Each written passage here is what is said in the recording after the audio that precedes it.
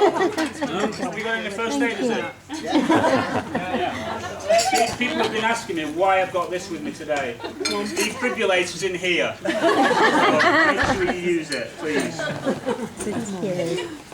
Thank you. The seat is in here. Here we go. Cue We'll be here a while.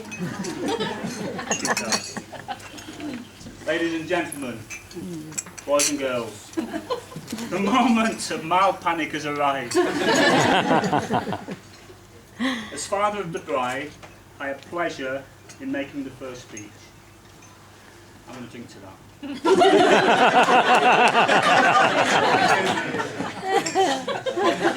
The bride's mother, it's the right side this time. Notice I went left today. Myself, the groom's parents, a warm welcome to all the relatives and friends who have joined us. Some of you have travelled from quite a distance. It's great to see you. Public speaking can be daunting, and I had a list of tips that I brought off the internet. But actually, the only tip I'm going to use is this.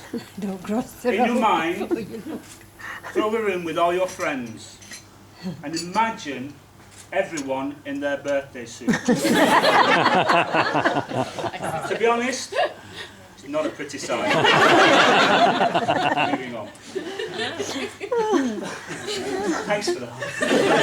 First of all, due to the extreme nature of my dyslexic tendencies, I wish to point out that any PPs, painful pauses, and FIs, fluidity issues, are inevitable and yet unavoidable. I'd just like to say that during the making of this wedding, the Bank of Walsh did not require a bailout, and the long-term prospects are good. I'm pleased to confirm that not one grey hair was added. No room. I see one or two black ones coming through. Is there no orange ones, Dave?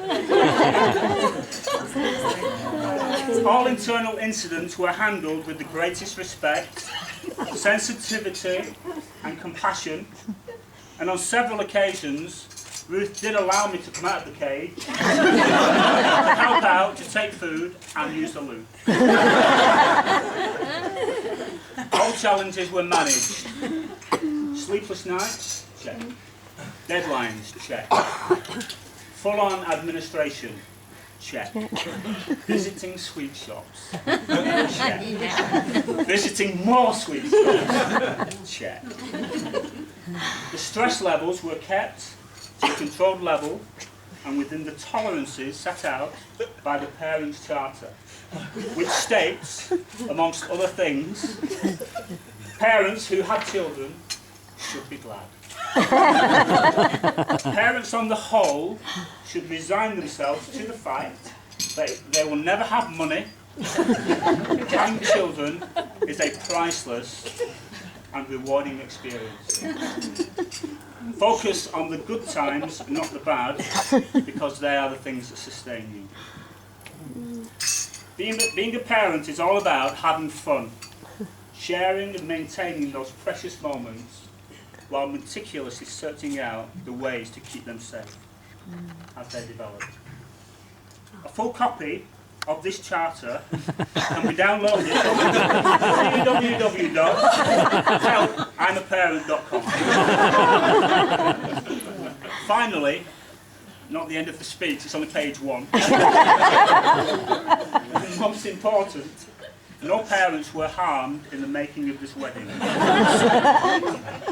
Drink to that. Non-alcoholic, I'm doing okay.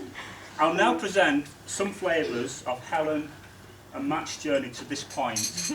I have no intention, at least in the early stages, to embarrass them. Seriously, nothing bad is going to happen. I was going to start.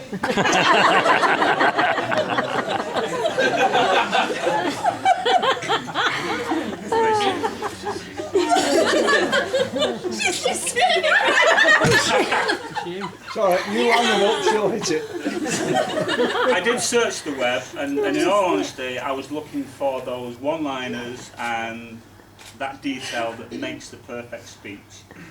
But then I decided to sort of bin most of it, odd one-liner I've used, but bin most of it because I wanted to use what was up here, and that was the memories. So here goes. Once upon a time, there was a mum and dad who were married and had a daughter. So far, so good. How do you condense the best times with your children?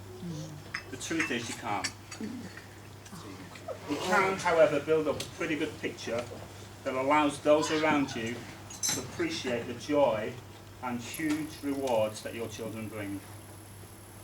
Just seeing the video.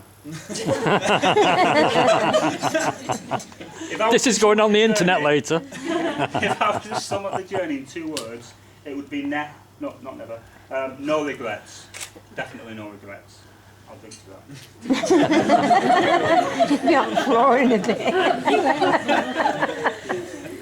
We have before us 2 people of whom I will happily discuss in great detail anything you wish to know about them for a price.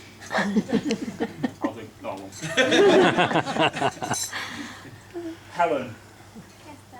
Yes, I remember the little bundle that was created, some memorable, not measurable. You'll drink to that. A little bundle that created some memorable moments. Playtimes, bath times, food times. And I'm not talking about Winnie the Pooh here. It wasn't all plain sailing because the first several years she was actually a poorly little girl. She had swollen tonsils and she had what's called a stridor. Now a stridor, this is the medical term, a stridor is an abnormal, high-pitched, musical breathing sound caused by a blockage in the tonsils or the throat.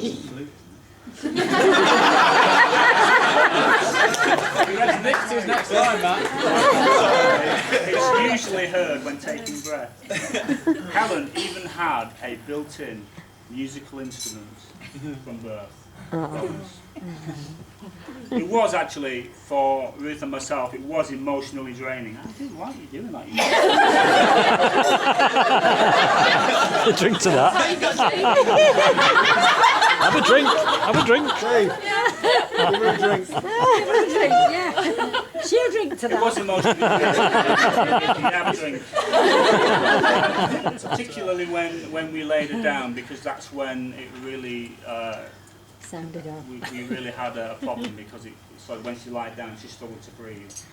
So what we would do is we would spend endless nights watching TV, or videos as it was in them days. Bearing in mind, for you younger people, we didn't have cable, we didn't have internet, and we only had 5 channels. And we had to watch these things through the night. So what we did, we watched videos. Don't think so. We also did the other thing, which was to pop her in the car, in the child seat, and do the drive round the block endless amounts of times. Funnily enough, there's an advert now which shows 2 blokes in a car driving around the block, and when they stop, everything kicks off. We did that. We started it. So Mum and I watched endless streams of videos, as I say. For you younger people, it was before DVDs. We watched things like Butter Noon, which I have to say was pretty brilliant at the time. Every time we got back to the first tape, we actually thought we were on the moon. You'd have to watch it to appreciate it.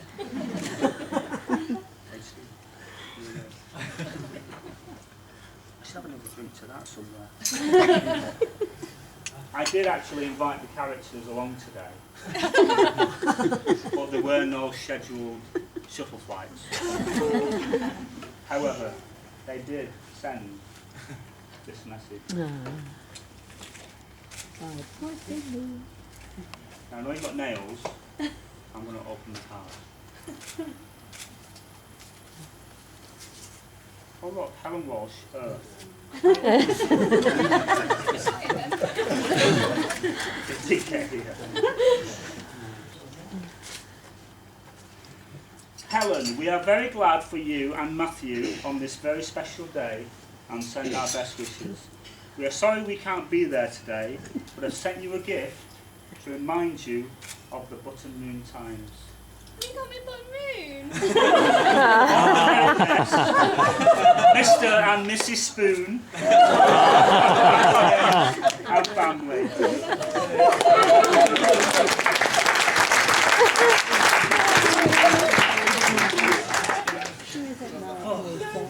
Drink to that, Dave. I'll drink to that. Really. As well as Button Moon, Disney did actually play in a very large part of that period where we had to go literally through the night for 5 years and just watch endless streams of videos. In fact, anyone seen Finding Nemo? Oh, yeah. You all know there's a fish called Dory. It's a blue tang with a short-term memory loss. We sometimes compare Ruth. Moving on quickly. These are the snippets that I remember. You were born bang on time, February 10, 1987, around 2ish, man time. I remember hitting your head on the door frame. You know, I'm a pretty calm bloke. And, you know, whenever things kick off and there's a bit of a disaster, I'm probably one of the most calmest people. But at that time, I was a wreck. I called 999, ambulance, air sea rescue, anyone, because this was my little girl and she was hurt. So that's a memory. You don't have to bang on the head, do you? He used to sit me down and, dare I admit it, in front of all the men, dress my hair with bobbles and other girly attachments. I had one girl at that point. All the men in the room. This is really memory building, so I could hit you anytime. I remember you would spend hours making tiny items out of tissue, toilet paper. And you used to have these small gifts. And they were fantastic. Yeah, they they were. fantastic. Yeah. A lot of time spent on them. A lot of imagination.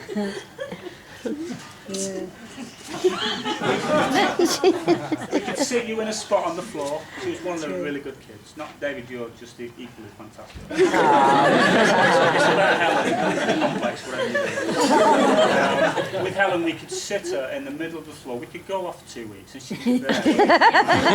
She was that good. She would be sat there creating stories and these characters. You know, there'd be 2.5 million characters, but she'd name them all. She'd know exactly who they were. She'd know what their occupations were. Absolutely brilliant. She'd not take after me from memory. At all. Not a mother. You'd empty all your toys out of the toy box and say, Daddy, get in. And I tried. It was small, but I got in. And eventually you did end up getting in there, which was good. And I should have take a drink at this point. Car wash. Now, you all know, and Phil will back me up here, if you are proud of your car and you will not take it to a car wash, you'll hand wash it yourself because you are meticulous and you don't want anything to happen to that car.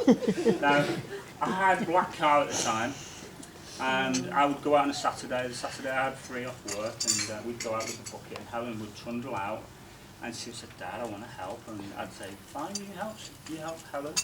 And she'd grab the sponge, and she'd be doing this, and then she'd drop it, and then she'd lovingly collect all the bits, and, you know, bits of stones, and she'd sort of pick it up and give it another wash, and it looked beautiful after.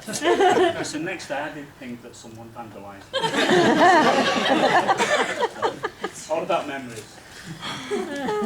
You don't have a middle name, but to you, you are just Helen. Yeah. Oh. Yeah. Thanks for the help. Bruce, go in. Again. I remember your first bike. The backache, mine.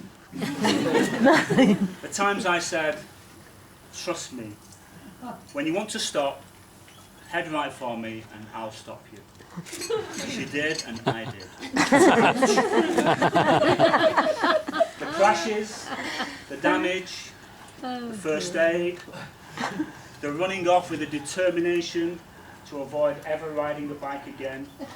Thing is, you did get back on and you did crash again. And you did run off again. But ultimately, you run through.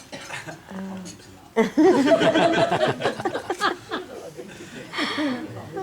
I remember your first Barbie boat and carriage.